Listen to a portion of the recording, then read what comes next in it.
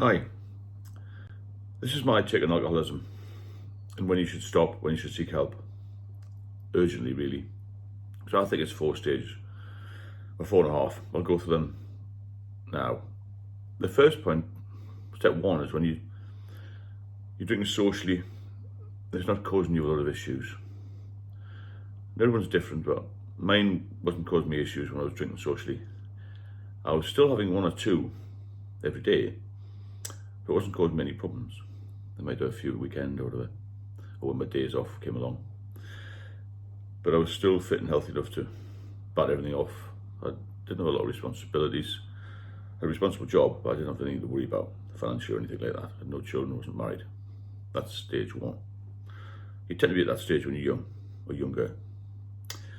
Stage two is when you start to drink a little bit more, generally a bit more heavily at certain times, not all the time.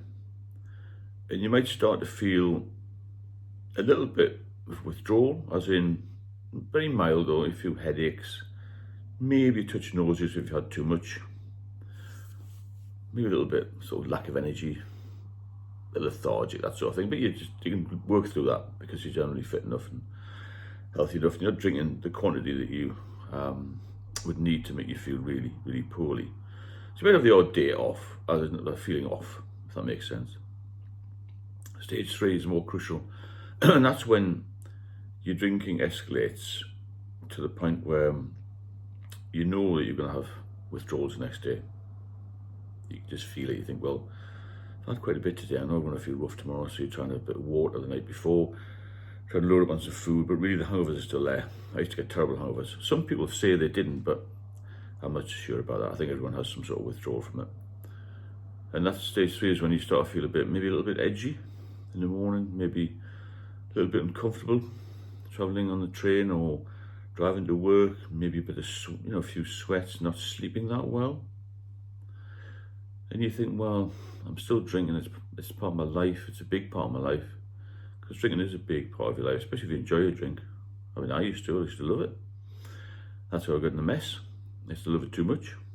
The fear of missing out, staying late in the pub, having drinks at home, all that sort of thing. And that stage for me, stage three, carried on for a long time. I was still doing pretty well at work. I still managed to obviously fund myself, my house, and I had a child by then. I was married. That wasn't the best, but that's besides the point. But everything was ticking over, but not ticking over as well as I thought it would when I was younger. I was losing a bit of my edge. Does that make sense? Not really quite as ambitious, a little bit more focused on, God, I'm looking forward to my days off so I can have a shed full of drink. But I'd temper it during the week. I'd temper it when I was working, just have a few at night, maybe a couple in the pub before I got home, a couple of bottles of beer before I went to bed, maybe stay up a bit too late. I feel a little bit jaded, like I say, a little bit, something's not quite right here, but I still did it because I was at the point of getting into addiction then, I think. And nobody knows really when they cross over from social to heavy to dangerous and then active addiction, really. But I think stage three is probably quite a dangerous phase, and I think you should be looking to get help then, really. But after a few years of stage three, when you're drinking a bit more heavily, things start to creep into your life, maybe a bit more responsibility, something happens, and then you start to rely on the drink a little bit, more than you did a few years previously. And at this point, your health is starting to suffer a bit, your mental health as well. And that stage, you need to be looking at seeing the doctor. Because stage 3.5 is when you really you're going to go into a point where you're going to get to a point where you can't turn back. So between 3 and 3.5, when you're drinking head steadily, you know it's doing you harm, but you're still doing it, is when you need to be looking at getting some help. Now at that point, my ex-wife now took me to the doctors and they said, we'll get you help, but they didn't offer me any medication. Basically just said, cut down, come back in a few weeks.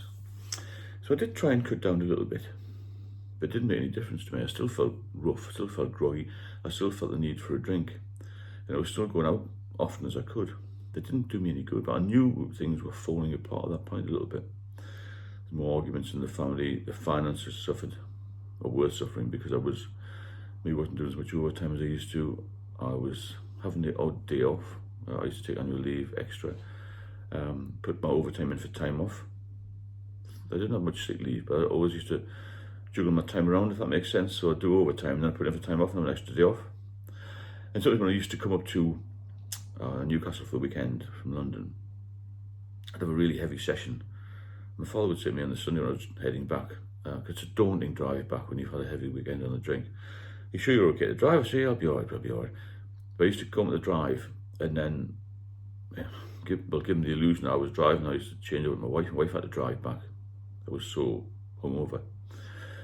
And after a weekend off, I was normally night duty the next day. And I used to get back home on the Sunday and feel really edgy. I remember stopping once at the service station and thinking, I'm going to have to get out and get a few cans of beer here. And I remember getting out of the car and I nearly fell out. Not because of alcohol, just because I was so weak and I was still withdrawing, if that makes sense.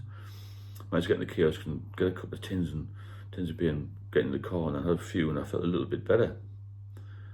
But I had to stop at the off licence and get a few more for the Sunday night. And on the Monday, I slept all day just trying to recover for work the next day. And it got to the point when I was focused more on alcohol than anything else. I was neglecting my family, my house, and myself at that point, at stage 3.5. And that's when you have to get help. Because after I retired and I moved back up north, then I was actively in stage 3.5. I was thinking, well, I'm harming myself, I got divorced and all, living on my own. So I'm at 3.5. I know I'm doing myself some harm, but I'm going to just crack on. I didn't care at that point, you see.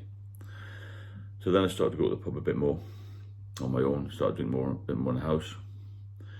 Neglected everything, including my living conditions. I was obviously had some cash from my retirement, this sort of thing. I was alright for money, really. And I used to go to the pub every day then. And I started to drink a bit more and a bit more. And I started drinking in the morning when I felt rough. So at this point, between 3.5 and 4 is when you're going to slip into complete addiction.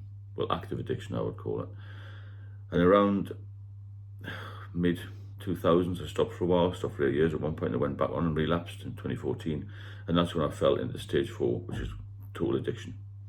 It's like being on a cliff edge and not being able to get back on. At stage 3, 3.5, you can probably get back on. When you know you're doing harm, but you're not quite there yet. When you get to stage 4, it's like they're going about illnesses done, stage 4 cancer, this sort of thing. Stage 4 for me is stage 4 drinking, when you can't get back to normal. You don't feel normal, you don't look normal, you don't act normal, you're not eating normally, you're not sleeping properly. And that's when you've gone into it, really. And it's very difficult to get out of stage 4. I managed it with the help of the hospitals and a lot of hard work myself. And you can do it. There is hope out there, you can do it, as long as you focus on it and don't relapse, because relapse is a danger. So if you're at stage 3, which is when you know that you're doing some harm to yourself, you're feeling a bit rough, a bit worse than you used to previously, and things are starting to fall apart a little bit in your life, that's when you have to stop. You'll see it in yourself. You'll start to feel unwell, you'll not be eating properly, you'll be snacking on rubbish food, you'll be spending more time in the pub, you'll be buying more drink. And you've got to really seek help then before you go into stage 4, which is, for a lot of people, no hope. A lot of people would just kill themselves. I know there are people in stage 4 at the moment who are, I'm calling it stage 4, it's just my way of reference, who are in active addiction, who drink every day, who go to a certain chain of pubs every day at 9 o'clock and they're there all day until they either get taken away by a taxi or a friend or something, or they manage to stagger home every day of the week. And somebody even mentioned yesterday, oh, I hope this pub's open Christmas Day. And I said, do you not enjoy Christmas? She said, no, it's an inconvenience to me because the pubs close early. What sort of life is that?